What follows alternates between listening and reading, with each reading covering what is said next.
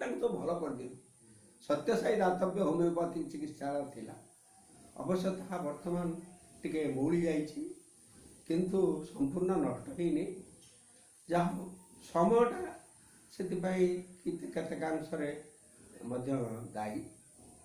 ଯାହା ହଉ ମୁଁ ଯେଉଁ ଲେଖିକି ରଖେ ଦିନେ ସବୁଦିନେ ରେକର୍ଡ଼ ମେଣ୍ଟେନ୍ କରେ, ଏଇ ଔଷଧ ନେଲା, ଏଇଆ ହେଇଥିଲା, ଏଇ ଔଷଧ ନେଲା, ସେଟା ଲେଖିକି ରଖେ। କାହିଁକି ନା ତାପରେ ସେ ଆସିଲେ ସେ ତ ଚିରିକୁଟି ଦେଇଥିଲେ ହଜେଇ ଦେବ, ତେଣୁ ମୁଁ ତାକୁ ସେଇଥିପାଇଁ ସେ ଔଷଧ ଲେଖିକି ରଖେ। ବୋଉର କେତେ ଚିନ୍ତାଧାରା ଦେଖନ୍ତୁ ଉନ୍ନତ। ଦିନେ ମୋତେ କହିଲା, ବାବାଜୀ ତୁ ଏ ନାଁ ଗୁଡ଼ା ସବୁ କାହିଁକି ଲେଖି ରଖୁଛୁ ଏତେ ମୋଟା ମୋଟା ଖାତାର, ଆଉ ଲେଖିବୁନି। ମାନେ କ'ଣ କାହିଁକି ଲେଖିନି, କ'ଣ ହେଲା? ଏଠୁ କହିଲା ନା ନା ଲେଖିବୁନି, ଲେଖିନେ ତୋର ମନର ଗର୍ବ ଆସିବ, ତୁ ଭାବିବୁ ମୁଁ କାହିଁକି ଏତେ ଲୋକଙ୍କୁ ମୁଁ ଔଷଧ ଦେଲିନି, ମୁଁ ଏତେ କାମ କଲିଣି, ଏତେ ସେବା କଲିଣି, ଏଇ ଧାରଣା ତୋ ମନର ଭିତରେ ଆସିବ, ତେଣୁ ତୁ ଆଉ ଲେଖିବୁ। ନାରୀ ବାବା କେଡ଼େ ବଡ଼ କଥା। ସେଇ ଦିନରୁ ସେଇ ମୁହୂର୍ତ୍ତରୁ ମୁଁ ଆଉ ଲେଖିନି।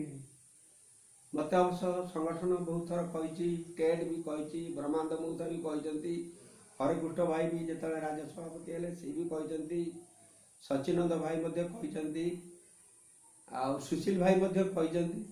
ସେଟା ରେକର୍ଡ଼ କାହିଁ ମେଣ୍ଟେନ୍ କରୁନ?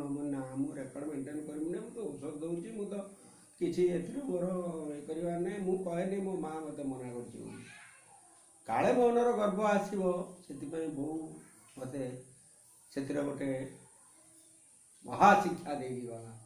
ତାପରେ ଯିବାକୁ ଅଳ୍ପ ଦିନ ଥାଏ, କହିଲା ମୋତେ, କହିଲା ରେ ସବୁ ବର୍ଷ ସେତେବେଳକୁ ପ୍ରାୟ 20-25 ବର୍ଷ ବାଳ ବିକାଶ ସନାତନ ସାରଥୀ ଆମ ଘରକୁ ଆସେ ଓଡ଼ିଆରେ।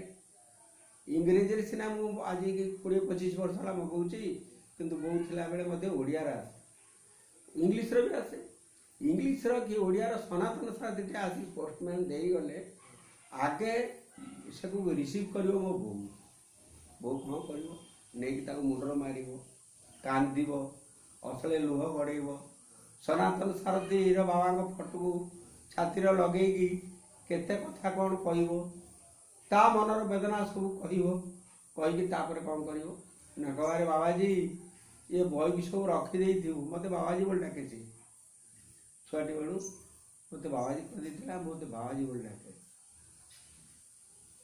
କହିବ ଏ ବହିକି ସବୁ ରଖିଥିବୁ, ବୁଢ଼ା ହେଇଗଲେ କୁଆଡ଼େ ଯିବୁନି, ଏ ବହିକି ସବୁ ପଢ଼ୁଥିବୁ, ଆଉ ଦୁଷ୍ଟ ଲୋକଙ୍କୁ ଟିକେ ଔଷଧ ଦେଉଥିବୁ।